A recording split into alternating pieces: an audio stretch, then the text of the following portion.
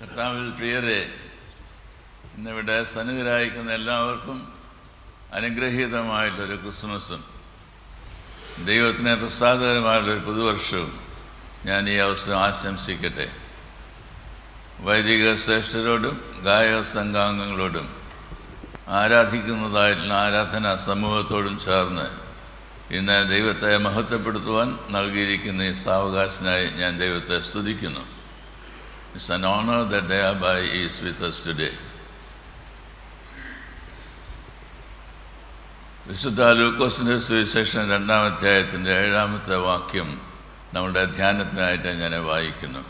വിശുദ്ധ ലൂക്കോസിൻ്റെ സുവിശേഷം 2-ാം അധ്യായം 7-ാമത്തെ വാക്യം. അവൾ ആദ്യജാതനായ മകനെ പ്രസവിച്ചു. വഴിയമ്പലത്തിൽ അവർക്ക് സ്ഥലമില്ലായകയാൽ പശുത്തൊട്ടിയിൽ കിടത്തി. And she wrapped him in swaddling clothes and laid him in a manger, because there was no place for him. ക്രിസ്മസിൻ്റേതായിട്ടുള്ള സന്ദേശം 2 പ്രധാനപ്പെട്ട കാര്യങ്ങളിലൂടെ നമ്മുടെ മനസ്സിലേക്ക് കൊണ്ടുവരുവാനായിട്ടാണ് ഞാൻ ഈ രാവിലെ സമയം ആഗ്രഹിക്കുന്നത്. ഒന്ന്, സ്വർഗോന്നതി വിട്ട് താഴെ ഭൂമിയിലേക്ക് ജനിച്ചതായിട്ടുള്ള കർത്താവിൻ്റെ തിരുജനനം എന്ന് പറയുന്നത് ദൈവം മനുഷ്യനെ തേടി ഈ ലോകത്തിലേക്ക് യാത്ര ചെയ്തതായിട്ടുള്ള ദൈവത്തിൻ്റെ യാത്രയാണ്. അതാണ് ക്രിസ്മസ്. രണ്ടാമത്, ദൈവം നമ്മുടെ മുറിവുകളും നോവുകളും ഏറ്റെടുക്കുന്നതായുള്ളൊരു ദൈവമാണ് എന്നത് കർത്താവായ യേശു ക്രിസ്തുവിൽ നമുക്ക് പഠിക്കുവാനായിട്ട് സാധിക്കും. ഈ 2 കാര്യങ്ങളാണ് ഈ ക്രിസ്മസ് ദിനത്തിൽ ഒരുമിച്ച് ധ്യാനിക്കണം എന്ന് ഞാൻ ആഗ്രഹിക്കുന്നത്. ക്രിസ്മസ് എന്നുള്ളതായുള്ള വാക്ക് തന്നെ ദിവ്യ ബലിയെ സൂചിപ്പിക്കുന്നതാണ്. Christ mass. കാൽവരി ക്രൂശിൽ പരമയാഗമായി തീർന്ന കർത്താവായ യേശു ക്രിസ്തുവിനെ കൊണ്ട് ധ്യാനിക്കാതെ ക്രിസ്മസിൻ്റേതായുള്ള അർത്ഥത്തെ ഗ്രഹിപ്പാനായിട്ട് നമുക്ക് സാധിക്കുകയില്ല. അതുകൊണ്ട് the cradle to the grave, കർത്താവായ യേശു ക്രിസ്തുവിനെ ഗ്രഹിപ്പാനായിട്ട് നമുക്ക് സാധിക്കുന്നത് അപ്രകാരമാണ്. അവൻ്റെ 2ാമത്തെ വരവിനായി നോക്കി പാർക്കുന്ന ജനവുമാണ് വിശ്വാസികളുടെ സമൂഹം എന്ന് പറയുന്നത്. നമുക്ക് പരിചയമുള്ള പ്രൊഫസർ എം തോമസ് മാത്യു ക്രിസ്മസിനെ കുറിച്ച് പറയുന്നതായുള്ള അവസരത്തിൽ ഇപ്രകാരമാണ് സൂചിപ്പിച്ചത്: ദൈവത്തിന് ഈ ലോകത്തെക്കുറിച്ചുള്ള വിചാരപ്പെടലാണ് ക്രിസ്മസ്. ദൈവത്തിന് ഈ ലോകത്തെക്കുറിച്ചുള്ള വിചാരപ്പെടലാണ് ക്രിസ്മസ്. ഇന്ന് ഈ ലോകത്തിൽ നാം കാണുന്നതായിട്ടുള്ള എല്ലാ സംഭവങ്ങളെയും അറിയുന്നതായിട്ടുള്ള ദൈവം നമ്മെക്കുറിച്ച് വിചാരപ്പെടുകയാണ്. ഈ ലോകത്തിൻ്റെ ഒരു രൂപാന്തരം, രക്ഷ കർത്താവായ യേശു ക്രിസ്തുവിൽ സാധ്യമായി തീരണം എന്നതാണ് ദൈവത്തിൻ്റെ ആഗ്രഹം. ദൈവത്തിൻ്റെ ആ ഹൃദയവാഞ്ഛയെ ഒപ്പിയെടുക്കുവാനായിട്ട് നമുക്ക് എപ്പോൾ ഇടയായിട്ട് തീരുന്നു, അവിടെയാണ് ക്രിസ്മസിൻ്റെ തിരുജനനത്തെ ഗ്രഹിപ്പാണ്ടൊക്കെ നമുക്കിടയാകുന്നത്. നാം ജീവിക്കുന്നതായുള്ള ഈ പ്രപഞ്ചം, ദ പ്ലാനറ്ററി വേൾഡ്, ഇന്ന് വെറുപ്പിൻ്റെയും വിദ്വേഷത്തിൻ്റെയും ലോകമായിട്ട് അധപ്പതിച്ചിരിക്കുന്നു. ദൈവം കർത്താവ് യേശുക്രിസ്തുവിൽ നമ്മെ പഠിപ്പിച്ചത് അതല്ല. God so loved the world, ഈ ലോകത്തെ സ്നേഹിച്ചതായുള്ള ദൈവം സ്നേഹത്തിൻ്റെതായുള്ള പാതയാണ് നമുക്ക് നൽകിയിരിക്കുന്നത്. പ്രിയരെ, കഴിഞ്ഞ ഒരാഴ്ചയിലധികമായി, ഏതാനും ദിവസങ്ങൾക്ക് മുമ്പ്, മോർച്ചറിയിൽ വെച്ചിരുന്ന ഒരു ശരീരവുമായി നമ്മളെല്ലാം മരവിച്ചിരിക്കുന്നതായുള്ള ദിവസങ്ങളായിരുന്നു. പാലക്കാട് 31 വയസ്സുകാരനായിട്ടുള്ള റാം നാരായൺ എന്ന് പറയുന്നതായുള്ള ഒരു അതിഥി തൊഴിലാളിയെ ഇഞ്ചിഞ്ചായിട്ട് തല്ലി ചതച്ച് കൊന്നു. ആ ശരീരത്തിൽ ഇനി തല്ലാനായിട്ട് ഇടമില്ല, അതുപോലെ തല്ലി. എന്തിനാ തല്ലിയത്? മരിച്ചു പോയതായുള്ള റാം നാരായണന് പോലും അതറിയാനായിട്ട് പാടില്ല. ഛത്തീസ്ഗഡിലെ ജോലി തേടി കേരളത്തിലെത്തിയ ഒരു അതിഥി തൊഴിലാളിയാണ്. വിശപ്പിന് ആഹാരം ഉണ്ടാവണം, അതന്വേഷിച്ച് വന്നതായുള്ളൊരു മനുഷ്യനാണ്. അദ്ദേഹം ഒരു മോഷ്ടാവല്ല,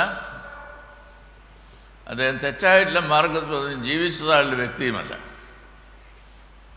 കാലി കടത്തുകാരനല്ല. ബംഗ്ലാദേശിയാണ് എന്ന് പറഞ്ഞ് കുറ്റം ചുമത്തി കൂട്ടത്തല്ല്. കുറച്ചാളുകളൊക്കെ തല്ലിക്കഴിഞ്ഞപ്പോൾ മറ്റുള്ളവരോട് കൂടെ ചേർന്ന് അങ്ങ് തല്ലുകയാണ്. തല്ലി തല്ലി ചതച്ച് ജീവനില്ലാതെയാക്കി തീർത്തു. ഇത് കേരളത്തിൻ്റെ അതിർത്തിയിൽ പാലക്കാടിന് സമീപമാണ് നടന്നത് എന്നുള്ളത് കൊണ്ട് ഇത് നമ്മെ ചിന്തിപ്പിക്കേണ്ടതും ലജ്ജിപ്പിക്കേണ്ടതുമായുള്ളൊരു വസ്തുതയാണ്. സാധാരണ മനുഷ്യർ എന്ന് പറയുന്നത് ഒരു കോടതിയല്ല. എങ്കിൽ തന്നെയും ഈ മനുഷ്യനെ വിധിക്കുന്നതിനായിട്ട് ചില ആളുകൾ താല്പര്യപ്പെട്ടു. ആരെയും കൊല്ലുന്നതിനായിട്ട് അനുവാദമില്ല, എങ്കിലും തല്ലി തല്ലി ജീവൻ നഷ്ടപ്പെടുന്നതായിട്ടുള്ള അവസരം വരെയും ഉപദ്രവിച്ചു. അനുവാദമില്ല, എന്നാൽ ചെയ്തു. മനുഷ്യത്വം നഷ്ടപ്പെട്ടതായുള്ളൊരു മനുഷ്യനായിട്ട് ഇന്ന് ഈ ലോകത്തിലുള്ളവർ തീർന്നിരിക്കുന്നു എന്ന് പറയുമ്പോൾ, ദൈവം തൻ്റെ സ്വരൂപത്തിലും തൻ്റെ സാദൃശ്യത്തിലും സൃഷ്ടിച്ചതായുള്ള മനുഷ്യനെ തേടി ദൈവം തൻ്റെ പുത്രനെ ഈ ലോകത്തിലേക്ക് അയക്കുകയാണ്. മനുഷ്യനെ തേടി. B human. മനുഷ്യനായിട്ട് ജീവിക്കാനായിട്ട് കഴിയുമോ? വിദ്വേഷവും പകയും എവിടെയൊക്കെ ഉണ്ടോ അവിടെയെല്ലാം ദൈവത്തിൻ്റെ സ്നേഹത്തെ അകറ്റി നിർത്തുകയാണ്. കർത്താവ് നമ്മെ പഠിപ്പിച്ചൊരു പുതിയ നിയമമുണ്ട്. ഞാൻ നിങ്ങളെ സ്നേഹിച്ച പോലെ നിങ്ങളും തമ്മിൽ തമ്മിൽ സ്നേഹിക്കണം. അതുകൊണ്ട് സ്നേഹത്തിൻ്റെതായിട്ടുള്ള ശൈലിയാണ് ജീവിതത്തിൽ നൽകിയിരിക്കുന്നത്. എങ്ങനെയാണ് മറ്റൊരു സഹജീവിയെ മനുഷ്യനായിട്ട് കാണുവാനിടയാവുന്നത്?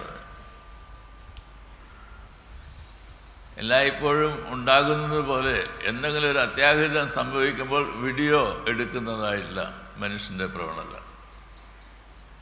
രണ്ട് കാഴ്ചകൾ ഇതിനോടനുബന്ധിച്ച് കാണുന്നതിനിടയായിട്ട് തോന്നുന്നു. ഒന്ന്, വളരെ ദയനീയമായ റാം നാരായണൻ്റെ മുഖം. എന്തിനാണ് തന്നെ തല്ലുന്നതെന്ന് പോലും അറിയാൻ പാടില്ലാതെ കഷ്ടപ്പെടുന്നതായുള്ളൊരു മനുഷ്യൻ, ഇഞ്ചിഞ്ചായിട്ട് മരിച്ചുകൊണ്ടിരിക്കുന്നതായുള്ള മനുഷ്യൻ ചിന്തിക്കാനായിട്ട് സാധിക്കുന്നു. എന്നാൽ ഈ സംഭവം നമ്മെ ഓർപ്പിക്കുന്ന ഒരു കാര്യമുണ്ട്. ഇത് ആർക്കും സംഭവിക്കാം, എനിക്കും നിങ്ങൾക്കും. നാം ഇഷ്ടപ്പെടുന്നില്ല എങ്കിൽ തന്നെയും സംഭവിക്കാം. അതായി തീർന്നിരിക്കുന്നു ഈ ലോകം. രണ്ടാമത്, കൈകളിൽ തലവെച്ച് ഉറങ്ങുന്നത് പോലെ മരിച്ചു കിടക്കുന്നതായുള്ള മനുഷ്യൻ്റെ ചിത്രം.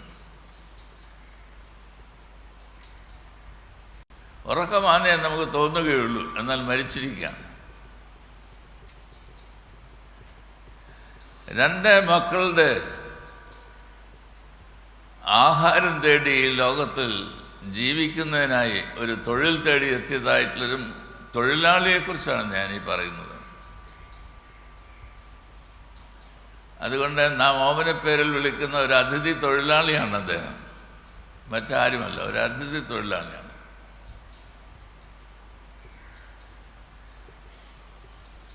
ഞാൻ നിങ്ങളോട് ഇന്ന് ഇത് പറയുന്നതായിട്ടുള്ള അവസരത്തിൽ മറ്റൊരു സംഭവം കൂടി ഓർപ്പിക്കുന്നത് ഉചിതമാണ് എന്ന് ഞാൻ വിചാരിക്കുന്നു. ഏകദേശം 6000 പേർക്ക് സദ്യ നൽകിയതായിട്ടുള്ളൊരവസരം.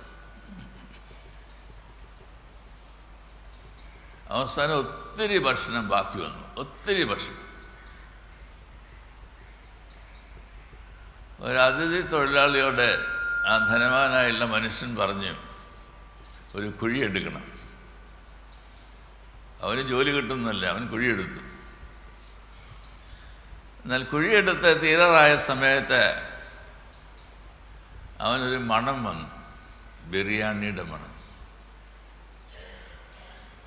അവന് മനസ്സിലായി ഈ കുഴിയിലിട്ട് ഇടാനായിട്ട് പോകുന്നത് ആഹാരമാണ്.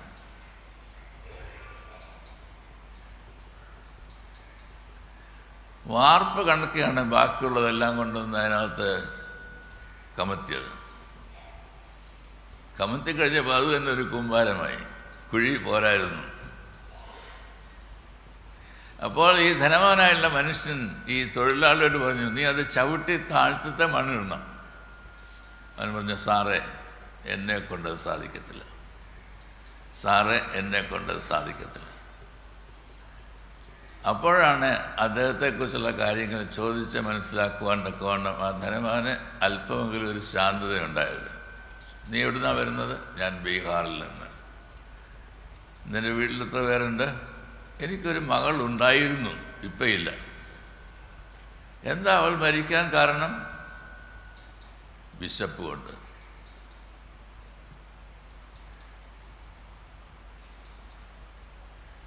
പിന്നെ ആ ചിത്രീകരണത്തിൽ ഞാൻ കാണുന്നത് കൂപ്പുകൈകളോടുകൂടി മരിച്ചതായിട്ടുള്ള മകളുടെ പടത്തിന് മുമ്പിൽ നിൽക്കുന്ന ആ അതിഥി തൊഴിലാളിയാണ്. ഞാനിത് നിങ്ങളോട് ഈ രാവിലെ സമയത്ത് പറയുന്നതിൻ്റെ അർത്ഥം, വളരെയധികം ഭക്ഷണം കുഴിച്ചു മൂടുന്നതായുള്ളൊരു സംസ്കാരത്തിലാണ് ഇന്ന് നമ്മുടെ സമൂഹമായി തീർന്നിരിക്കുന്നത്. വളരെയധികം ആഹാരം കുഴിച്ചു മൂടുന്നതായുള്ളൊരു സംസ്കാരത്തിലാണ് നമ്മുടെ സമൂഹം ഇതായി തീർന്നിരിക്കുന്നത്. വിശപ്പുള്ളവൻ്റെ വിശപ്പ് എന്ത് എന്ന് മനസ്സിലാക്കാൻ കഴിയാതെ പോകുന്നതായുള്ളൊരു ഹൃദയം.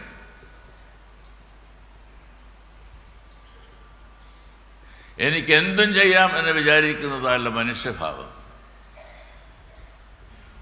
കോപവും വിദ്വേഷവും പുലർത്തുന്നതായുള്ള ഒരു രംഗങ്ങളിലും ദൈവത്തിൻ്റെ സ്നേഹത്തെ അളക്കുവാൻ നമുക്ക് സാധിക്കത്തില്ല, അറിയുവാൻ നമുക്ക് സാധിക്കത്തില്ല.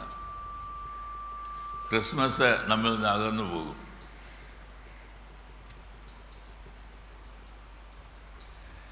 ദൈവം നമുക്ക് തന്നിട്ടുള്ളതിനെ സഹജീവികളുമായിട്ട് പങ്കിടുന്നതിനായിട്ടാണ് തന്നിരിക്കുന്നത്. ജീവിതം പോലും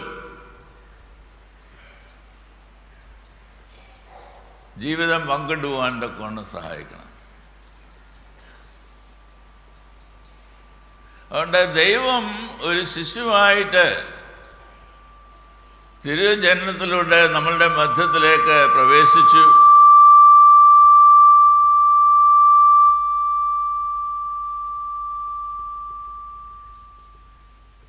എന്നത് ഈ രാവിലെ സമയത്ത് നാം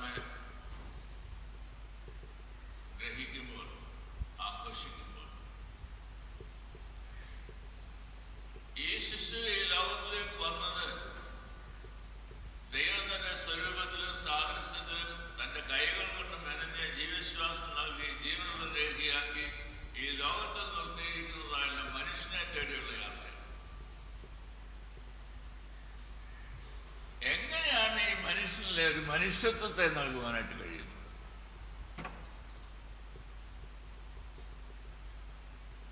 നാം പാപികളായിരിക്കുമ്പോൾ തന്നെ നമുക്ക് വേണ്ടി പാപങ്ങളെല്ലാം ഏറ്റെടുത്ത് കാൽവരി ക്രൂശിൽ മരിച്ചതല്ല കർത്താവായ യേശു ക്രിസ്തുവിനെ ധ്യാനിക്കണം എന്ന് ഞാൻ സൂചിപ്പിച്ചത് ഇതുകൊണ്ടാണ്. ആ ക്രൂശിനെ കണ്ടിട്ടല്ലാതെ ദൈവത്തിൻ്റെ സ്നേഹത്തെ മനസ്സിലാക്കാൻ കഴിയില്ല. ബേത്ലഹേം മുതൽ ആ കാൽവരി കുന്നുവരെയുള്ള ആ സഞ്ചാരമുണ്ടല്ലോ, അവിടെയാണ് ദൈവത്തിൻ്റെ സ്നേഹത്തെ ദൈവത്തിൻ്റെ പുത്രനും നമ്മുടെ രക്ഷിതാവുമായുള്ള യേശു ഈ ലോകത്തിൽ പ്രദർശിപ്പിച്ചത്. മനുഷ്യനെ തേടിയുള്ള യാത്രയാണ്. അങ്ങനെയായിരിക്കണം മനുഷ്യ ജീവിതത്തിൻ്റെ യാത്രയും എന്ന് നമ്മെ പഠിപ്പിക്കുകയാണ്. 4 ആളുകൾ പക്ഷപാതക്കാരനെ യേശുവിൻ്റെ അടുത്ത് കൊണ്ടുവന്നതായുള്ള അവസരത്തിൽ യേശു അവരുടെ വിശ്വാസത്തെ കണ്ടിട്ട് പക്ഷപാതക്കാരനോട്, മകനെ ഞാൻ നിന്റെ പാപങ്ങളെല്ലാം മോചിച്ചു തന്നിരിക്കുന്നു എന്ന് പറഞ്ഞു. അവൻ തൻ്റെ ജനത്തെ പാപങ്ങളുടെ വീണ്ടെടുക്കുവാനുള്ളതുകൊണ്ട് അവന് യേശു എന്നെ പേരിടണം. തൻ്റെ ജനത്തെ പാപങ്ങളിൽ നിന്ന് രക്ഷിപ്പാനിരിക്കുന്നുണ്ട്. ആ യേശു ഇമ്മാനുവേലാണ്.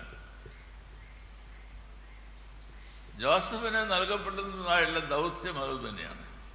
നീ അവനെ യേശു എന്ന് പേരിടണം. കന്യക ഗർഭിണിയായി ഒരു മകനെ പ്രസവിക്കും. അവൻ നമ്മോട് കൂടെ, ദൈവം നമ്മോട് കൂടെ എന്നർത്ഥമുള്ള ഇമ്മാനുവേൽ എന്ന് വിളിക്കപ്പെടും. ദൈവം, ഇന്നത്തെ പ്രാർത്ഥനയിൽ നാം പ്രാർത്ഥിച്ചാണ്, ദൈവം എപ്പോഴും വിശ്വസ്തനായിട്ട് നമ്മോട് കൂടി ഇരിക്കുന്നു. അവൻ്റെ വിശ്വസ്തതയെ മായ്ക്കുന്നതിനായിട്ടോ തള്ളുന്നതിനായിട്ടോ നമുക്ക് കഴിയില്ല. He is faithful, he is trustworthy. എന്തിനു വേണ്ടി? നാമും അവൻ്റെ വിശ്വസ്തതയുള്ള ജീവികളായിട്ട്, മനുഷ്യരായിട്ട് തീരുന്ന, ദൈവമക്കളായിട്ട് തീരുന്നതിന്, ദൈവസുതരായിട്ട് തീരുന്നതിന്.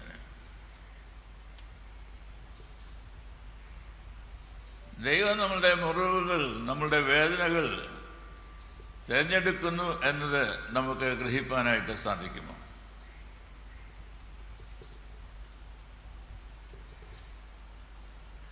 God was with Mary as she traveled all the way from Nazareth to Bethlehem.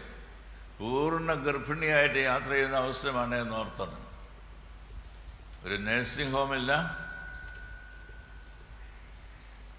മാതാപിതാക്കൾ കൂടെയില്ല, തൻ്റെ പ്രതിസുത വരനായിട്ടുള്ള ജോസഫ് മാത്രം. ദൈവത്താൽ വിളിച്ച് വേർതിരിക്കപ്പെട്ടതായുള്ള രണ്ട് മനുഷ്യരെക്കുറിച്ചാണ് കന്യക മറിയാമത്തിൽ കൂടെയും ജോസഫിൽ കൂടെയും നമുക്ക് കാണുവാനായിട്ടിടയാവുന്നത്. ജോസഫിനോട് ഉറക്കത്തിൽ ദൈവം കൽപ്പിക്കുന്നത്, ദൈവം അറിയിക്കുന്നത്, നിന്റെ ഭാര്യയായ മറിയെ ചേർത്തുകൊള്ളുവാൻ നീ ശങ്കിക്കേണ്ട എന്നതാണ്. എന്തിനാണ് ദൈവം ജോസഫിനെ വിളിച്ചത്?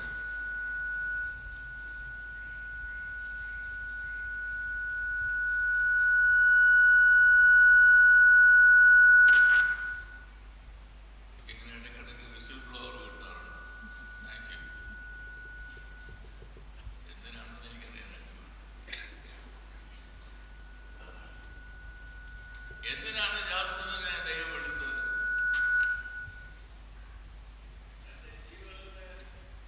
മറിയയ്ക്ക് വേണ്ടി പങ്കിടുന്നതിന് വേണ്ടി.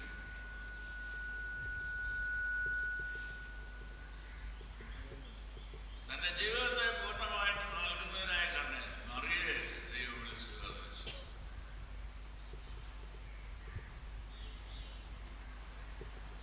നമസ്കരിക്കുന്നതായുള്ള ഈ ഭാരതത്തിൽ, പ്രത്യേകിച്ച് ഉത്തരേന്ത്യയിൽ പലയിടത്തും ക്രിസ്മസ് ആഘോഷങ്ങൾ അലങ്കോലപ്പെടുത്തുന്നു, തടസ്സപ്പെടുത്തുന്നു എന്നുള്ളതായുള്ള വാർത്തകൾ കേട്ടുകൊണ്ടിരിക്കുന്നതായുള്ള അവസ്ഥയാണ്. ഇന്നലെ ഈ ദേവാലയത്തിൽ ഒരു ക്രിസ്മസിൻ്റേതായുള്ള ജാഥയുണ്ടായിരുന്നുവെന്ന് രാവിലത്തെ ന്യൂസ് പേപ്പറിലൂടെ ഞാൻ വായിച്ചറിഞ്ഞു. സകല ജനത്തിനുണ്ടാകുവാനുള്ള സന്തോഷം സകല ജനത്തോടും അറിയിക്കുന്നതായിട്ടുള്ള ഒരു സിംബലാണത്. ഗുഡ്. എന്നാൽ മനുഷ്യൻ്റെ വേദനകളെ ഒപ്പിയെടുക്കുന്നതായുള്ള ഒരു ദൈവത്തെക്കുറിച്ച് കൂടെ നമുക്ക് ഓർക്കേണ്ടതില്ലേ? വേദനകളിൽ കൂടിയിരിക്കുന്നതായുള്ള ദൈവത്തെക്കുറിച്ച്.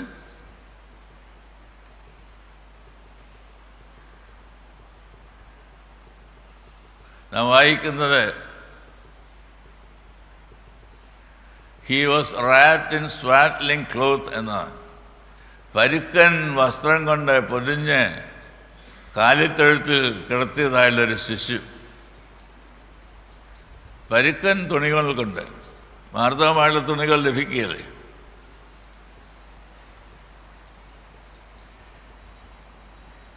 എന്നാൽ ദൈവം തിരഞ്ഞെടുത്തത് ആ വഴിയാണ്. നിങ്ങൾ വായിച്ചു കാണുമല്ലോ, ഡൽഹിയിലെ ബദൽപൂരിലെ മാർക്കറ്റിൽ സാന്റക്ലോസിൻ്റെ തൊപ്പിയണിഞ്ഞ് വന്നതായുള്ള സ്ത്രീകളെ ആട്ടിപ്പായിച്ചു. പോലീസ് നോക്കിക്കൊണ്ടിരിക്കുമ്പോൾ തന്നെയാണ്. വേണമെങ്കിൽ വീട്ടിൽ പോയി സെലിബ്രേറ്റ് ചെയ്തു, ഇവിടെ വേണ്ട. ഒഡീഷയിൽ കച്ചവടം നടത്തുവാനായിട്ട് വന്നു ചേർന്നതായിട്ടുള്ള തെരുവോര വ്യാപാരികളെ ആട്ടിയോടിക്കുകയാണ്. ഇവിടെ സാന്റക്ലോസിന് തൊപ്പിയൊന്നും വിൽക്കണ്ട, ഇത് ഭാരതമാണ്, പഠിപ്പിക്കുകയാണ്.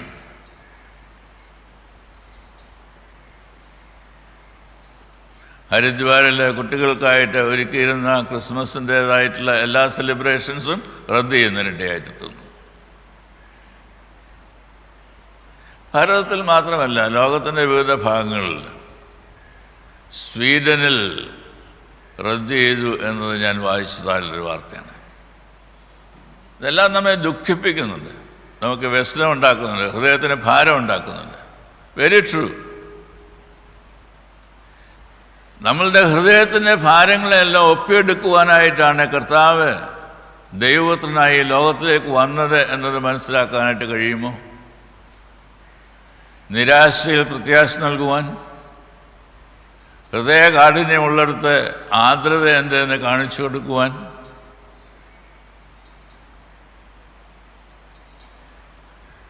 യേശു ഒരിക്കൽ യെരുശലേമിൽ ദേവാലയത്തിലേക്ക് പോയതായി യോഹന്നാൻ്റെ സുവിശേഷം 5-ാം അധ്യായത്തിൽ നാം വായിക്കുന്നുണ്ട്.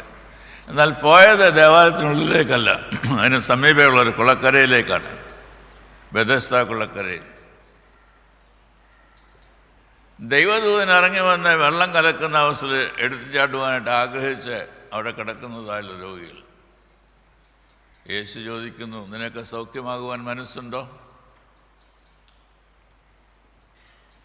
ഇന്ന് ദൈവം ഈ ലോകത്തോടും നമ്മോടും ചോദിക്കുന്നതായ ചോദ്യം അത് തന്നെയാണ്. ദൈവത്തിൽ നിന്ന് അകന്നു പോയതായിട്ടുള്ള മനുഷ്യൻ, പാപം കൊണ്ട്, വിദ്വേഷം കൊണ്ട്, പക കൊണ്ടൊക്കെ മാറിപ്പോയതായിട്ടുള്ള മനുഷ്യൻ ദൈവപുത്രനായ യേശു ക്രിസ്തുവിലൂടെ വീണ്ടെടുക്കുവാൻ കൊണ്ട് ഇടയായിത്തീരുന്ന രൂപാന്തരത്തിൻ്റെ അനുഭവത്തിലേക്ക് വരുവാൻ സാധിക്കുമോ? നിനക്ക് മനസ്സുണ്ടോ? സൗഖ്യമാകുവാൻ മനസ്സുണ്ടോ? എങ്കിൽ നീ വെള്ളത്തിലൊന്നും ഇറങ്ങണ്ട, നിന്റെ കിടക്കെടുത്ത് നീ വീട്ടിലേക്ക് വയ്ക്കൂ. ദൈവത്തിൻ്റേതായ വഴികൾ വ്യത്യസ്തതയുള്ള വഴികളാണ്. ഞാൻ അടുത്ത സമയത്ത് നമ്മളുടെ കട്ടക് ഭുവനേശ്വറിലെ കാച്ചപ്പാജു എന്ന് പറയുന്നതായിട്ടുള്ള ആദിവാസി ആളുകളുടെ മധ്യത്തിൽ വർക്ക് ചെയ്യുന്നതായുള്ളൊരു ഡോക്ടർ ജോൺ നുമ്മനെക്കുറിച്ചും ഡോക്ടർ മിസ്സസ് മേഴ്സിയെക്കുറിച്ചും വായിക്കുന്നതിനിടയായിട്ട് തോന്നുന്നു. അവരവിടെ ചെല്ലുന്നതായുള്ള അവസരത്തിൽ ഒരാളുടെ MD ഡോക്ടറാണ്, പോസ്റ്റ് ഗ്രാജുവേറ്റ് ഡോക്ടറാണ്. അവരവിടെ ചെല്ലുന്നതായുള്ള അവസരത്തിൽ ഒരാശുപത്രിയുമില്ല. ആ സമൂഹത്തിലുള്ള ആളുകളുടെ സാക്ഷരത, സ്ത്രീകളുടെ സാക്ഷരത എന്ന് പറയുന്നത് 1%, അതിൽ കൂടുതലില്ല.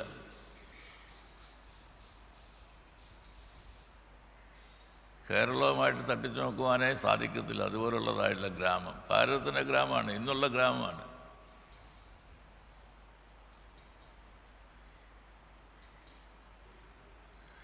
Be the change that you want to make.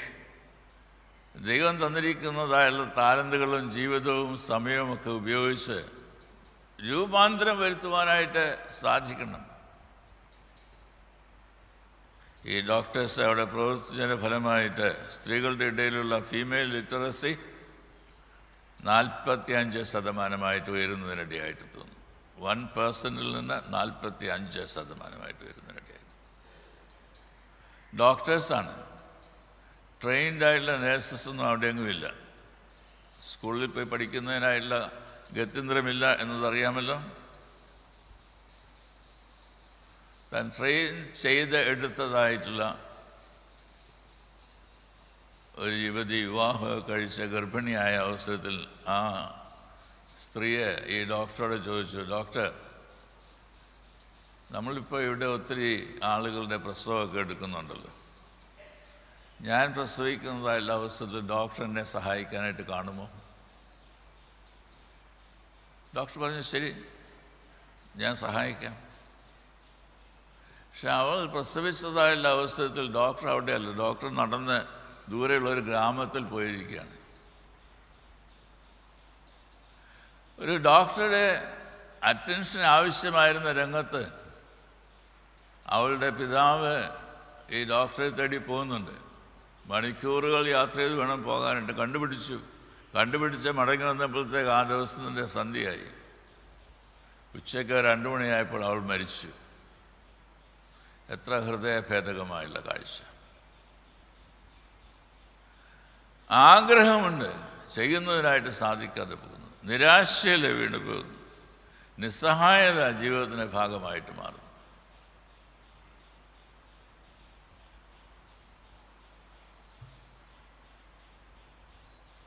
ഈ ഡോക്ടേഴ്സൊക്കെ അവിടെ സേവനം ആരംഭിച്ചതായിട്ടുള്ള അവസരത്തിൽ ഈ ഡോക്ടറെ വന്ന് കാണുന്നതിന് 1 രൂപ ഫീസ് വയ്ക്കാമെന്നത് ചിന്തിച്ചു. അപ്പോൾ പറഞ്ഞു, ഈ 50 പൈസ പോലും എടുക്കാനില്ലാത്ത ആളുകൾ പിന്നെ എന്നാ ചെയ്യും? വേണ്ട, ഫ്രീ.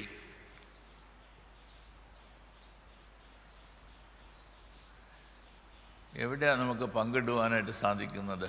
ക്രിസ്മസ് പങ്കിടുന്നതായിട്ടുള്ള സന്തോഷം നമുക്ക് നൽകുന്നതായിട്ടുള്ള ഒന്നാണ്.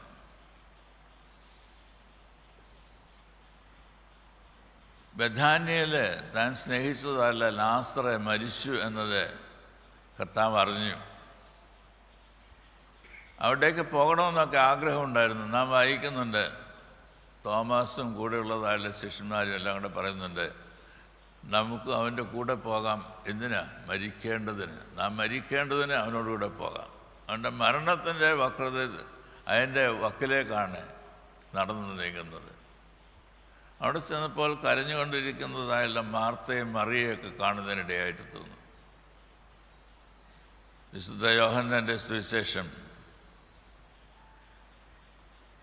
11-ാം അധ്യായത്തിൻ്റെ 35-ാമത്തെ വാക്യത്തിൽ നാം വായിക്കുന്നു, യേശുക്രിസ്തു അവിടെ ചെന്ന്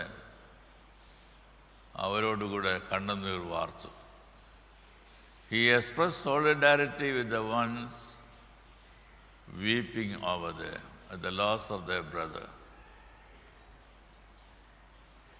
ഇതാണ് ദൈവപുത്രൻ്റേതായുള്ള മാർഗം, expressing solidarity with the people who are suffering.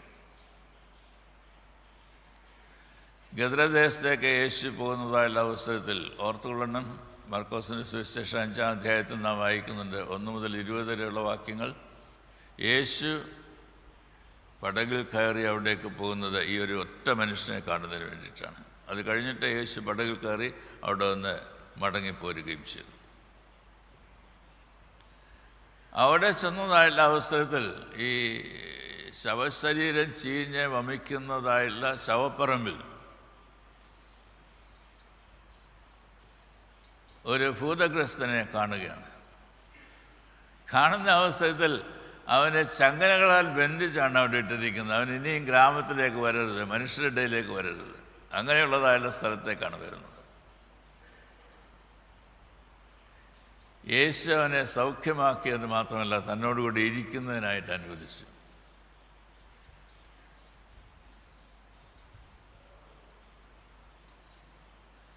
ഞാൻ നിൻ്റെ കൂടെ പോരട്ടെ, ഈ ആളുകളൊക്കെ എന്നെ ചങ്ങലകളാൽ ബന്ധിച്ച് ഈ ശവപ്പറമ്പിലൊക്കെ കൊണ്ടിട്ടതല്ലേ, പിന്നെ എങ്ങനെയാണ് ഞാൻ അവരുടെ ഇടയിലേക്ക് പോകുന്നതുകൊണ്ട് ഞാൻ നിൻ്റെ കൂടെ പോരട്ടെ എന്ന് അവൻ ചോദിക്കുന്ന അവസരത്തിൽ യേശു പറയണം, വേണ്ട, നീ നിൻ്റെ വീട്ടിലുള്ളവരുടെ അടുക്കലേക്ക് മടങ്ങിച്ചെന്ന് അവരോട് ദൈവം നിനക്ക്, കർത്താവ് നിനക്ക് എന്ത് ചെയ്തു എന്നത് പറക എന്നാണ് പറയുന്നത്.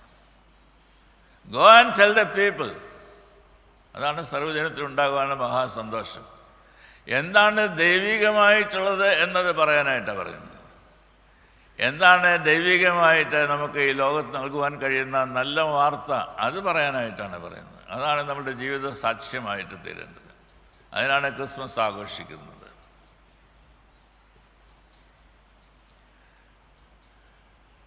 സഹജീവികളുടെ അല്ല അപരൻ്റെ ജീവിതം സുരക്ഷിതമാകുന്നു എന്ന് ബോധ്യപ്പെടുന്നിടത്താണ് ക്രിസ്തു ജനനത്തെ കാണാനായിട്ടിടയാവുന്നത്. അപരൻ്റെ ജീവിതം, ദി അതർ, അങ്ങനെ പറയാൻ പാടില്ല. ദി അതർ എന്ന് പറയാൻ പാടില്ല. Because the other is N extension of my own life. എൻ്റെ ജീവിതത്തിൻ്റെ ഭാഗമാണ്. ദൈവരാജ്യത്തിൻ്റെ അവകാശികളായി തീരേണ്ടവരാണ് എല്ലാവരും തന്നെ. ഞാൻ കാണുന്നതായിട്ടുള്ള എൻ്റെ സഹജീവികളെല്ലാം ദൈവരാജ്യത്തിന് അവകാശികളായി തീരേണ്ടത്. അതിനു വേണ്ടിയിട്ടാണ് കർത്താവ് ഈ ലോകത്തിലേക്ക് വന്നത്. ആ കർത്താവിൻ്റെ തിരുജനനത്തെ കൊണ്ടാടുന്നതായിട്ടുള്ള അവസരത്തിൽ എങ്ങനെയാണ് എൻ്റെ ജീവിതത്തിലൂടെ അവരുടെ ജീവിതം സുരക്ഷിതമാക്കി തീർക്കുവാൻ കഴിയുന്നത് എന്ന് മനസ്സിലാക്കുന്നതായിട്ടുള്ള രീതിയിലാണ് സുവിശേഷത്തെ പങ്കിടുവാനായിട്ടിടയാവേണ്ടത്, സദ്വർത്തമാനം പങ്കിടുവാനായിട്ടിടയാവേണ്ടത്, ക്രിസ്മസ് ആഘോഷിക്കുവാൻ തക്കോണം ഇടയാവേണ്ടത്.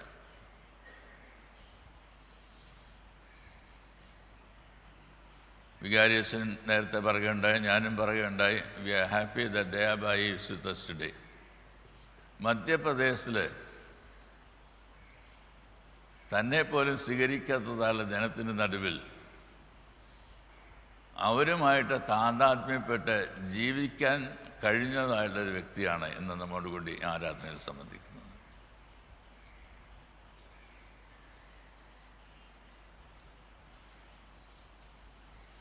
വേഷ സംവിധാനങ്ങളൊക്കെ കാണുമ്പോൾ ഞാൻ പറയുന്നതിനോട് ക്ഷമിക്കുക.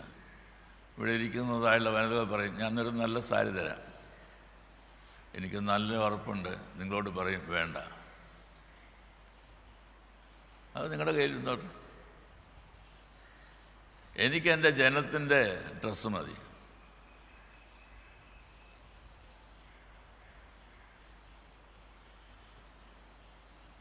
നിങ്ങൾ അടുത്ത് പോയൊന്നും പരിശോധിക്കരുത്, തല്ലുകൊണ്ട് പല്ല് പോയിട്ടുണ്ട്.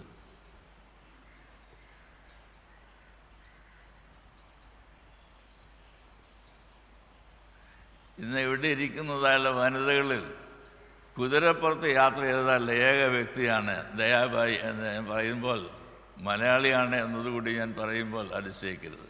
ഏക വ്യക്തി. താൻ തന്നെ സ്നേഹിച്ചതാളുടെ ജനത്തിൻ്റെ രക്ഷയ്ക്ക് വേണ്ടി, വീണ്ടെടുപ്പിന് വേണ്ടി ആയുസ് മുഴുവൻ ചെലവഴിച്ചതായുള്ള വ്യക്തി. നാം ഇന്ന് ഇതെല്ലാം കഴിഞ്ഞിട്ട് നല്ല ഭക്ഷണമൊക്കെ കഴിക്കാനായിട്ട് പോകുന്നതായുള്ള അവസരത്തിൽ ദയാബായി പോകാൻ പോകുന്നത് ആദിവാസികളുടെ ഇടയിലേക്കാണ്. അതിൻ്റെ സ്ഥലമൊക്കെ തിരഞ്ഞെടുത്തിട്ടുണ്ട്, ആളുകളുടെ ഇടയിലേക്ക് പോകും.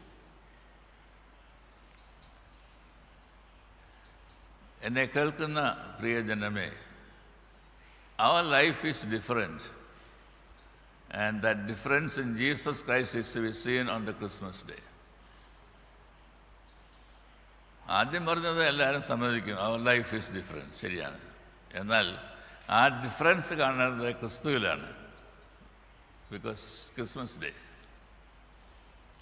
ക്രിസ്തു നമുക്ക് നൽകിയിരിക്കുന്നതല്ല മാനവികത, മനുഷ്യത്വം എന്ന് പറയുന്നത്. അത് ഈ ലോകത്ത് നൽകിക്കൊടുക്കുവാനിടയായിട്ട് തരണം. അതുകൊണ്ടാണ് കർത്താവ് പറഞ്ഞത്, ഞാൻ നിങ്ങളെ സ്നേഹിച്ച പോലെ നിങ്ങൾ തമ്മിൽ സ്നേഹിപ്പീൻ. അതാണ് എനിക്ക് നിങ്ങൾക്ക് നൽകാനുള്ള പുതിയൊരു കൽപ്പന. ദൈവത്തെ സ്നേഹിക്കണം, അന്യോന്യം സ്നേഹിക്കണം. എന്നാൽ ഞാൻ നിങ്ങളെ കാണിച്ചു തന്നതായുള്ളൊരു വഴിയുണ്ട്. ഞാൻ തന്നെ വഴിയും സത്യം ജീവനുമാകുന്നു പറഞ്ഞതായുള്ള കർത്താവ് കാണിച്ചു തന്നതായുള്ളൊരു വഴിയുണ്ട്. സ്നേഹത്തിൻ്റേതായുള്ള വഴി, വിനയത്തിൻ്റേതായുള്ള വഴി, സൗമ്യതയുടേതായുള്ള വഴി. കരുണയുള്ളവർ ഭാഗ്യവാന്മാർ, അവർക്ക് കരുണ ലഭിക്കും. കരുണയുള്ളവരായി, ആർദ്രതയുള്ളവരായി ഈ ലോകത്തിൽ ജീവിപ്പാനായിട്ടിടയായി തീരണമെന്നത്രേ ക്രിസ്തു നമ്മെ ഓർമ്മിപ്പിക്കുന്നത്. മനുഷ്യനെ തേടി ഈ ലോകത്തിലേക്ക് യാത്ര ചെയ്യുന്നതായുള്ള ദൈവത്തെ ബേത്ലഹേമിലെ പുൽത്തൊട്ടിയിൽ കിടക്കുന്നതായുള്ള ശിശുവിൽ നമുക്ക് കാണാം. നമ്മളുടെ ജീവൻ്റെ എല്ലാ നോവുകളും മുറിവുകളും ഏറ്റെടുക്കുവാൻ നമുക്ക് സമീപസ്ഥനായിട്ട് കാണപ്പെടുന്നതായിട്ടുള്ള ഒരു ദൈവം. ആ ദൈവത്തെ ഈ ശിശുവിൽ കാണുവാൻ നമുക്കിടയാകട്ടെ. ഏറ്റവും അർത്ഥവത്തായുള്ള ക്രിസ്മസ് ഒരിക്കൽ കൂടി ഞാൻ ആശംസിക്കുന്നു. അർത്ഥവത്തായുള്ള ക്രിസ്മസ് ഈ കാലഘട്ടത്തിൽ നമ്മളുടെ സമൂഹത്തിൻ്റെ മധ്യത്തിൽ ദൈവത്താൽ അനുഗ്രഹിക്കപ്പെട്ടതായുള്ള ഒരു പുതുസംവത്സരം അനുഭവിപ്പാൻ പുതിയ വർഷത്തിലേക്ക് ദൈവം നമ്മെ ഓരോരുത്തരെയും പ്രവേശിപ്പിക്കട്ടെ എന്ന് ആശംസിച്ചുകൊണ്ട് ഞാൻ എൻ്റെ വാക്കുകൾ ചുരുക്കുന്നു. ദൈവത്തിൻ്റെ നാമം മഹത്വപ്പെടുവാൻ ഇടയാകട്ടെ. ആമേൻ.